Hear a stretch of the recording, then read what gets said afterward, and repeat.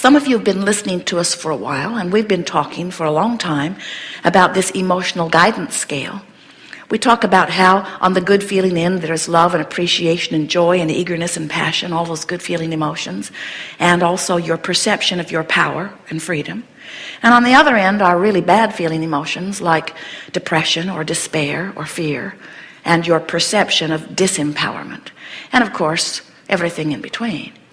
And sometimes you get the feeling that we're so wanting you to be up in this good feeling vibration that you should do everything you can to get there, and we say, problem with that thought is you can't get there instantly, and when you want to be someplace that you're not, you don't move toward it, you move away from it. In other words, picture yourself taking your boat down to the river's edge. It's a wonderful analogy. Some of you have heard it from us many times before, but it is the best picture of how this all fits together that we can find for you. You take your raft down to the river, you have your oars already in it, and most of you, dear beloved human friends, turn your raft upstream and begin paddling very hard against the current. And we say, why not turn and go with the current? And you say, oh, that just seems lazy. Anybody could do that, and everybody that I see that's amounting to anything is paddling upstream like me. We're quite good at it, watch. And we say, yes, we see that you're good at it. We see that you have crafted your boat carefully and that you've contoured your oars and that you've built your muscles. We understand that you're getting good at fighting the current, but our question to you is, how long can you keep it up? And you say, I don't know, but I'm willing to try to find out. And we say, but why not just turn and go with the current? And you say, because all of the people who amount to anything are trying. We try harder, Abraham. If we amount to something, we try harder. And all of the monuments and plaques, all of the accolades are given to those who try really, really hard. And I want to be one of those. And I've heard you say there are even more rewards after I die for that. And we say, and this is really worth taking in, we would remember this forever and ever and ever if we were standing in your physical shoes. Nothing that you want is upstream. Nothing that you want is upstream. And the reason that we can so emphatically give that to you is because we know the stream. We know how the stream has been created. We understand the power of law of attraction and its effect upon your desires, which creates the stream. We know that you were a creative being when you were only source energy before you got into this physical body. And we know that law of attraction was attracting to that powerful vibrational essence of who you are. In other words, well-being was already coming to you before you were born into this body. And then we saw you be born into this body as you set forth that intention. And then we saw law of attraction responding to the vibration of who you really are and the vibration of who you're being in this moment. Isn't that interesting? Every thought you think, everything you are, law of attraction is like a giant magnifying glass that's laid over it and amplifying every aspect of it. So you have this duality going on within you almost in the moment that you are born, as the source energy part of you is summoning the well-being to you, which it has amassed over the eons of your existence, and you, even in your little infant form, are attracting to you by virtue of the vibration that you're offering. Now, many people say, oh, Abraham, how much could a little infant being begin vibrating and therefore attracting as soon as they are born? And we say, you would be knocked over if you understood that that little being learned to vibrate while it was even in its mother's womb.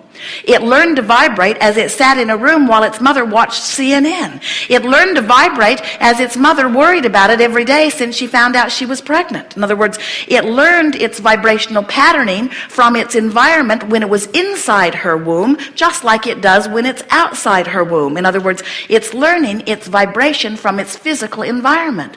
You all learn your vibration from your physical environment. Now, some of you say, oh, Abraham, that just seems wrong. Because if we were pure positive energy before we were born, why in the world would we expose ourselves to less than pure positive energy and risk that separation?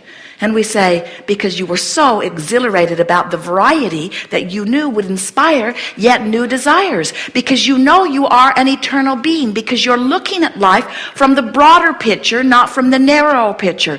Because you know that being out here on the leading edge of thought and being exposed to the contrast would cause you to come to new preferences. And you knew that the broader, most significant inner being, eternal part of you would then become that new idea that you had carved out, and you saw no risk whatsoever. And anyway, you said, the physical part of me will have access to knowing where the non-physical part of me is always going, because the non-physical part of me is dominant, and the non-physical part of me, law of attraction, is responding to me, and the non-physical part of me will feel really, really good. So if anyone wants to feel good and they just reach for the thoughts that feel good, they can easily become a vibrational match to who they are becoming.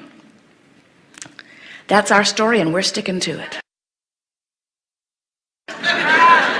That is the way that it is. And so when you understand that you are this source energy and that law of attraction is responding to this powerful, evolving being that you are, then you understand that all you have to do is exactly as the genius creator that you know as Joseph Campbell said. He said, so wise, follow your bliss.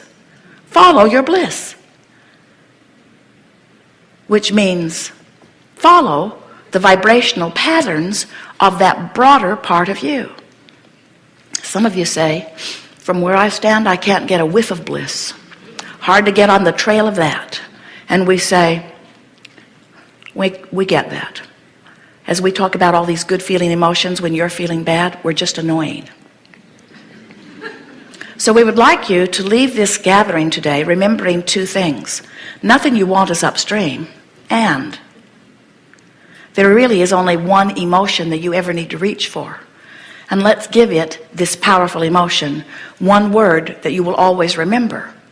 Let's call it the emotion of relief. Because you really, from your despair, don't have the choice of appreciation, vibrationally too far apart. From your doubt, you really don't have access to the vibration of belief. It's too far apart. When you are facing the reality that makes you feel fear, you really do not have access to the vibration of appreciation and well-being. They're too far apart. But no matter where you are on the emotional scale, you have access to the feeling and emotion of relief. So you could say, and you'd be accurate to say it, from where I am, I only have two choices, worse or better. Feeling a little worse, feeling a little better. So now imagine this stream. Jerry and Esther went whitewater rafting a few weeks ago, and they got a close-up look at a very fast-moving stream in Colorado, a river, a Class 4 river. And as they went with this river company and their dear friends, when they approached the river and put their raft into the river, it became really obvious to them immediately that they were going to have no success whatsoever at paddling upstream. No one even thought about doing it. They knew that river was going to take them downstream. It was clear. And their river guide said to them, friends, this is not Disneyland, and we cannot turn this river off. So if you get crossways in this river and you get your raft wedged up in some of these big boulders, he pointed out some, as he reminded them of the disclaimer that they'd signed, which made it pretty obvious they probably were not going to survive the trip. If you get your raft wedged up in those rocks, we can't turn the river off, and this river will beat you up. Might even tip you upside down, dump you into the river. Anything could happen if you're not going with the flow, if you're not moving with the current, you're not wanting to get wedged up. Don't try to root yourself to the floor of the river. It doesn't go so well. So we want you to understand that your current is the same way. It's always moving, and you can't turn it off. It was moving before you were born into this body, and every day you live, it moves a little faster. A woman asked us recently, my child has a question for you, Abraham. We said, we want to hear it. It was really the reason we invited her to the chair. If you get a chance, Mom, ask Abraham, why are grown-ups so grumpy? And we said, because the longer you live, the more you find to fuss and worry about. The more as you explore your contrast, while you can't help but give birth to desire, and the source energy part of you can't help but experience the expansion of your exposure to the contrast, when you get focused on what you don't want, you hold yourself in discord to the self-created stream. Are you understanding this? That when you know what you don't want, you know what you do want, you know what you don't want, you know what you do want, don't want that, do want that, don't want that, do want that. Do you know that all day, every day, you're asking. And that's why the longer you live, the faster your stream goes. And that's why the faster your stream goes, the more important it is for you to turn and go with it, because if you have a faster and faster moving stream and you're still doing the same old thing of bucking the current, then the faster stream is taking a bigger toll on you. It's not that the resistance is getting so much greater, it's that in the faster moving stream the resistance feels greater. Are you understanding this? There aren't two streams. There's not the good stream taking you that way and the bad stream taking you that way. There's only one stream, and you're going or you aren't, you see. And when you don't go with your self-created stream, when you don't go with the flow of life, when you don't go with the call of source, when you don't go to the inevitable way that you have intended, that you have set forth in your creation even before you came into this body and added to every moment since, when you don't go with that flow, you don't feel good. So that's why we call this gathering the art of allowing, the learning the art of how to go with the flow, of how to allow myself vibrational alignment with who I have become. So it really is quite simple. As you stand in the middle of whatever you're living, and let's say something happens. Let's say someone embarked in a contractual agreement with you, or some sort of an agreement with you, and you intellectually examined it, you felt the feeling of it, you weighed it against the intentions that you hold, and you say, looks like a good thing for me. So you enter into the agreement, and then they choose something differently. Not because they're bad, but because their life is causing them to choose something differently. So now they don't want to keep your agreement. And you feel the discord of them not keeping your agreement. And as you focus upon them not keeping the agreement, you turn upstream. Now humans say, but Abraham, they didn't keep the agreement. So I really don't see that I had any option other than to turn upstream and let my stream beat me up.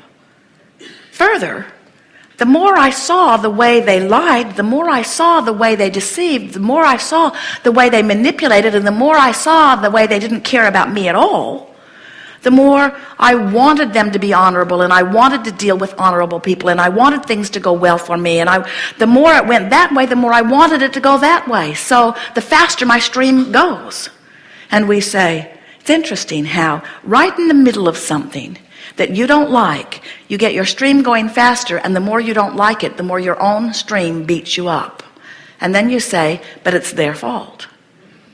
And we say, now you're really letting the stream beat you up because you have let them cause you to feel powerless. And now you are in despair, which usually turns immediately to rage, which is the next step downstream from despair or powerlessness. So what we want you to consider is, no matter what is happening, you might have a disease in your body. Your lover may have just left with someone else. You may not have enough money. You may find yourself in some sort of financial predicament. The reality of what you're living, or the culmination of the law of attraction responding to your vibration, may not be a pretty sight right now, this red hot minute.